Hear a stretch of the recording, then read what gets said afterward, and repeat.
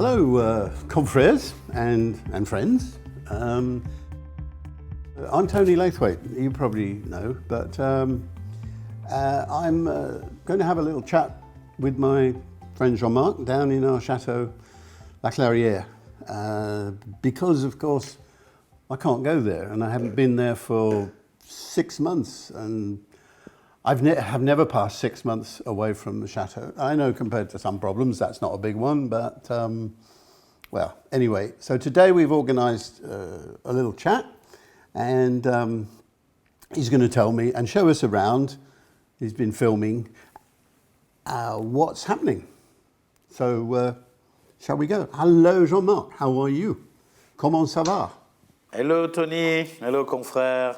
Yeah, we're fine. We're fine here. We're blessed with a good weather and a good growing season in the vineyard. So, of all the places, Jean-Marc, to be locked down, I can't think of anywhere better than La Clarière. yeah, it is. It's just beautiful. It's very quiet. It's very safe, and we cannot wait to welcome again the confrères in the Château and in the vineyard. I suppose all the confrères, they all know who you are, but just in case they don't, Jean-Marc is our winemaker and has been making our wine at La Clarière since, let me get this right, 1993, is that right? Correct. And we've been working together there for quite a long time. I used to make the wines before him, but you know, they were quite good, but they've been a lot better ever since, and they're getting better and better as we go along. And the chateau is getting more and more lovely, because we started, didn't we? It was a barn, wasn't it? A shed. So we go to chateau from a shed, and it's a lovely building, and we'll have a look around it later on. So, how's things? How's things 2020? Well, the growing season is very good. It's slightly different than the previous year. We had less heat. We had cool night, and we had a lot of days around 25, 28 degrees. We didn't have any 35 or 40 degrees like we had last year and the year before. So I'm expecting the grapes to be well defined with a good fruit, maybe not baked. The nature has been quite generous this year. The crop looks healthy. Touch wood when you're saying that. Yeah, I touch wood. I'm touching the bench I'm sitting on. Yes, good crop so far, good growing season, but we still have a month and a half before harvest, and this month and a half is pretty important. So that's an early harvest, isn't it? I think we slightly in advance. So we were because we had good weather. So we were very in advance. We are around a good 10 days in advance. So I think we might harvest the first Merlot around the 10th or 15th of September this year. How about the vineyard health? Is things, you know, is it all nice and healthy? What about, because you had rain and then you had heat, and that can give you problems. Yeah. Are there any problems? We had effectively a bit like in 2018. When 2018 was an enormous year for mildew. It was very difficult to fight mildew in 2018, and at one point in 2020 we thought that will happen again, because we had rain. And we had a bit of good weather and rain, and good weather and rain, but it started to be a bit preoccupating. Can we say that? A bit worrying. But it stopped. The rain stopped, and the weather was nice. So we don't have any worries this year. Look. Keep our fingers crossed for that. What about the new vines? What about some of the stuff? Because we've done a lot of replanting and whatnot, and looking after land. What? I mean, when we started La Clarière, I mean, in '93, where I was a very young winemaker and you were a very young wine merchant, which we still are. We had La Clarière was like, he started at 3, then 5, and we had 8 hectares. We've been growing the vineyard by buying some of our neighbors. We have been retiring, and some people stopping. And so we bought some vineyard, and we've been doing a great work at restructuring the vineyard. So we've been pulling some vineyard were dying. We kept our 100 years old vineyard. You can't touch that. We will not pull this one. And I would mention it's 120 now. It's probably 120. I think it was planted in 1899, yeah. 1899. And so, yeah, the young vineyards are starting producing. We tame them down because young vineyard being like young people, they need to be managed. For them to do their best, they need to be educated, I will say. And we've been busy, Vincent and I have been busy educating vineyard to be sure they produce the grapes we want. But he's looking lovely. He's looking lovely. We're not worried at all. And the little vineyard of white, the white wine you yes. So your special bit. We've been planting. Tony and I and Vincent decided to plant some proper white, and we've been planting Sauvignon Blanc and Sauvignon Gris. They are not entering into the appellation this year in 2020, but we will have a few benches that we're going to harvest and do some first try, some kind of micro vinification to see what we can do next year. It's all around the chateau. It's very close. We chose to put the vineyard very close from the cellar because white grapes are slightly more fragile, and I really want them to be picked and to be 5 minutes after. Yeah, well, they're right outside the cellar door, aren't they? Yes. They're outside the cellar door. Yes. You can walk with your basket of grapes and emptying in the press if you want, almost. Oh, that's good. And so that is healthy.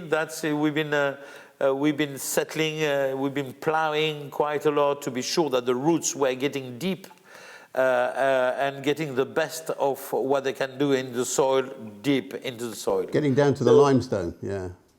Yeah. So we have to watch this space. And that new piece next door that you ripped up. The new piece next door. We choose to pull the vineyard. Yeah, well, it was in a terrible state.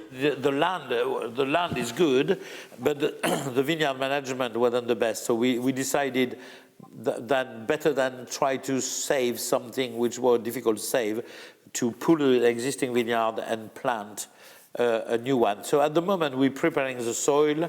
I put a drain in it because there's a bit of water, there's a spring on one side to be sure that the spring is going to. I wanted to do a little watercress farm, but I'm not sure Vincent is up for it. I would have loved to have 2 willow and a bit of watercress, but that's probably because I did spend a bit of time in England. You keep coming up with these things. I know you've been planting fruit trees, you've been trying to get some bees into the place. I know. I can't stop you. Yes, I explained to people that, Jean-Marc is not somebody who waits to be given permission. He just does stuff. But it usually works. We bought some pretty massive adult peach trees, and we planted there. It's lovely.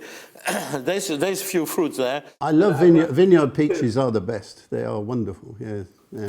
And a lot of cherry trees too. You've been working on the terraces. Yes. So beyond the chateau, we had this. We had an old vineyard, and we had like 3 different terraces. We have, as you know, we done some sélection massale. That means you just basically take cuttings from the vines that you've marked as being really good. Those are the vines that give the good, healthy fruit. Yes. We have this very old, what we say, clone or plant of Cabernet Sauvignon that we've been wanting to pull out, as you know, for a few years. But every year he's giving us some of the best wine. So we've been using some of the cuttings, which we've been putting into a nursery for the last 2 years now. And we've been preparing the terrace, and we're going to plant the terrace in Cabernet Sauvignon, which might sound a bit strange, but because we are in a Merlot region, but with what we've seen on the few last year, with a bit of the global warming and this terrace being south-facing, I think they're going to be perfect for a nice Cabernet Sauvignon. Well, they were Malbec, but you planted a lot of Malbec up on top, haven't you? So yeah, and Henry did that too. I carry on the work of Henry. We planted enough Malbec to be sure we have 2 tanks. That we make the Malbec in 2 tanks. That be sure that when we press, we have a full tank of Malbec we can keep separately. Malbec last year was stunning, and I think we, as you know, that we've been doing a couple of tries, and maybe to release one day a special cuvée out of Château La Clarière for the Confrères, and we're looking at doing a Cabernet Malbec. Well, we did do a little one a few years ago, so no, that was very popular. No, I mean Malbec's really making a bit of a comeback, isn't it? People don't know that. In fact, if you go back much more than 100 years, 150 years. Malbec was probably the most popular grape in Bordeaux, and it was only Phylloxera that basically killed it off because it didn't survive. It didn't like Phylloxera at all, and Merlot then became the main grape in our area. But Malbec was called Cotte in Bordeaux. No, it was also called Pressac. Pressac, yeah, because we got the Château de Pressac next to us. Chateau Pressac is our next door neighbour, so yeah, all right. Yes, so the terraces are looking lovely. They have been well maintained, and we planted, as we do, the radishes, big, deep Chinese radishes, who goes into the ground, then we plow them. They're very good for decompacting the soil, and we plow them, and they make some good organic materials. So the soil is ready. We're still going to carry on plowing, and moving the soil to aerate it. And spring next year, we will plant. We're looking at possible vineyard purchase, aren't we? I am talking to my board about that, and there's another 10 hectares, which is quite a large chunk, but it's a lovely vineyard, isn't it? And Yes. And it's Merlot, and it's healthy, and it's right next door to us, and it's right on the line with Saint-Emilion. Well, we hope we could get it, but Yes. nothing is certain until it's done. But I think we both think, don't we, that would probably complete it. That would mean then we would stop. We're not going to grow it. No, yes, I mean it is a lies. What is appealing of this block is almost like a clos, like a single vineyard. It's been grown organically for the last 2 to 3 years, so he's not certified organic, but he's a separate entity on his own. It's right on the border of Saint-Emilion. You got Péby Faugère, which is Saint-Emilion Grand Cru Classé, which is next to us, and he is right on the border. He's lovely. He's all protected by some shrubs and trees, and yes, but we're not the only one. We're looking for it, yes, I know. Other people will be after that. The 19, how's the 19 coming along? Is that what you're drinking? The 19, it's which we've been tasting, which I have in this glass. It's a very interesting vintage.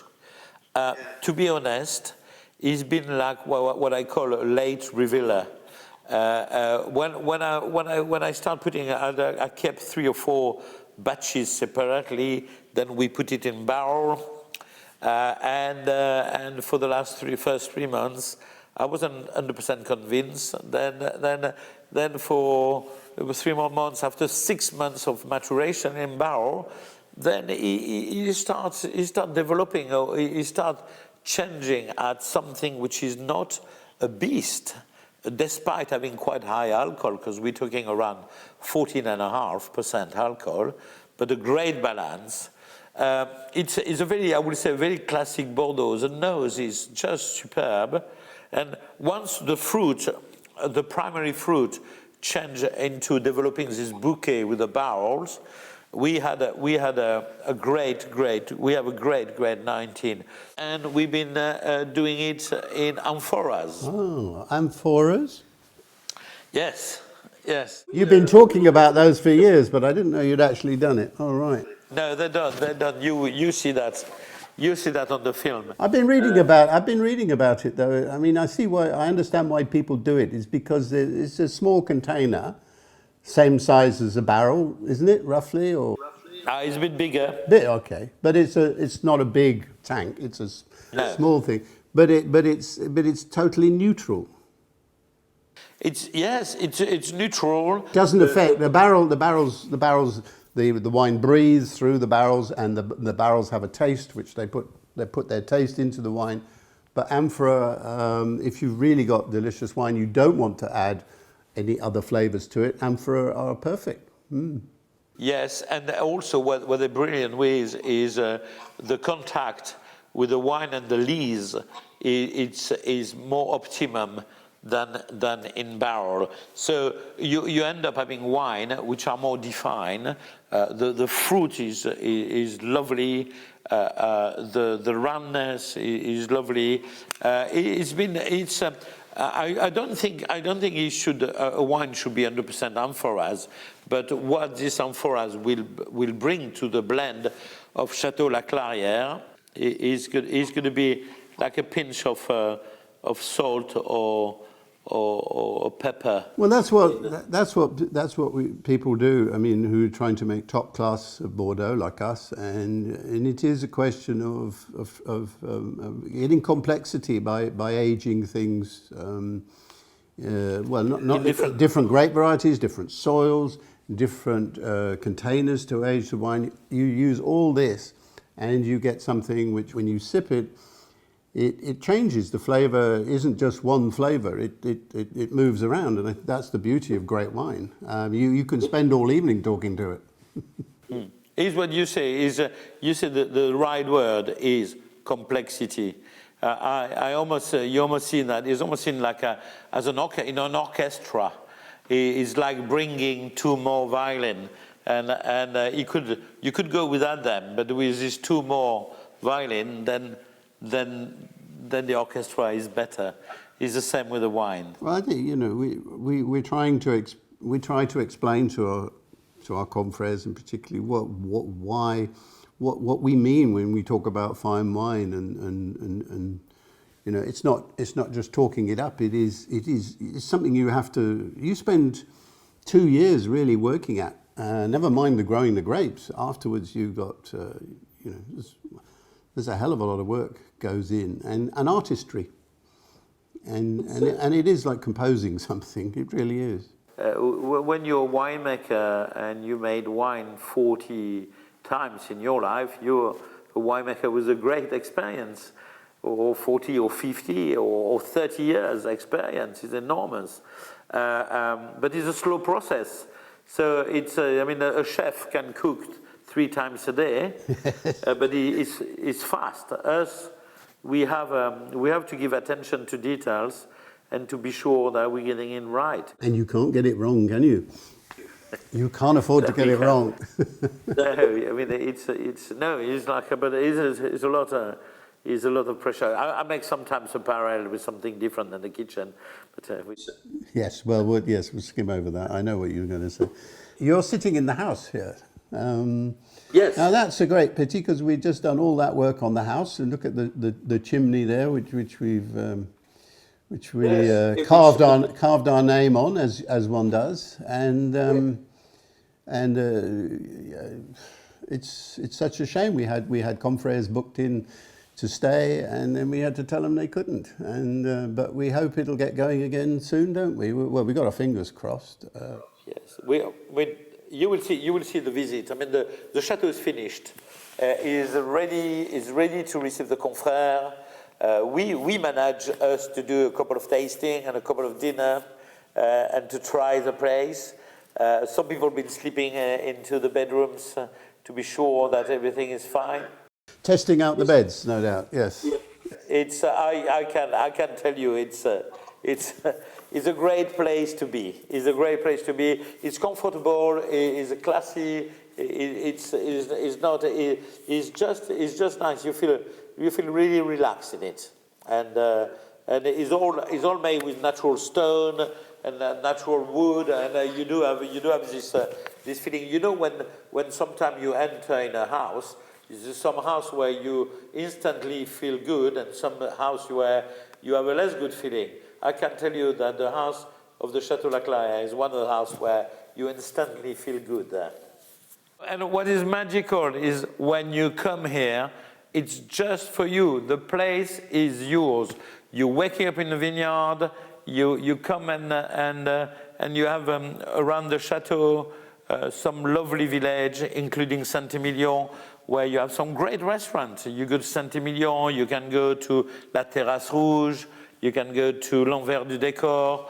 But these places will welcome you, and it's a great place to stay. It's yours, and we will give you the keys, and the chateau will be yours. Thank you. I think the Confrères can't wait to come. Please. What about the bit that I haven't seen at all? Is the bottle cellar? Well, the bottle cellar is. Is it finished?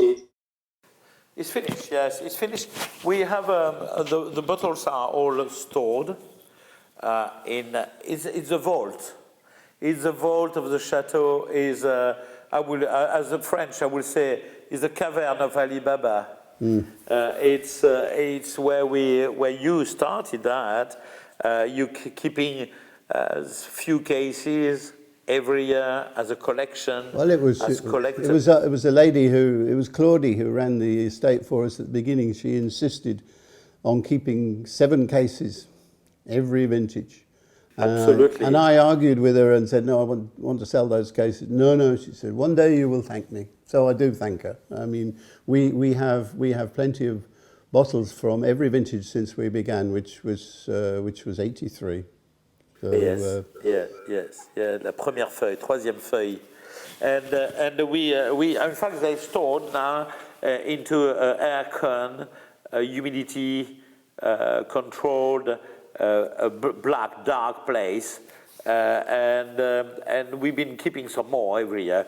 Because we went from 7 cases, which is around 80 bottles, to 600 bottles every year, and sometimes we're keeping a bit more, because I think it would be great to be able to offer them in a few years' time to some of our confrères, and also for the confrères coming and staying in the chateau. Well, we think it's good because it's not everybody that can keep wine and wants to store it. It'd be very nice to be able to sell people wine that's ready to go. Absolutely perfect. Yeah, and it's always interesting. It's very rare in life that we start drinking wine which are 10, 20, 25 years old, or 30. When the confrères are going to come in the chateau, they will have access to some of this collection too. We've been keeping also some big bottle, Magnum and Double Magnum, of Château La Clarière White, which are also aging that. And it's almost done. I became a grandfather again yesterday, and when my son Will left, Veronica had to stay in the hospital, but Will came and we had a few drinks, and we started with a wine. He's just a bit too old. We had to have an 82, but I found an old bottle of 82. It's very nice to have a wine which is your own age. And I thought Will deserved it, and it was lovely. It was lovely, yeah.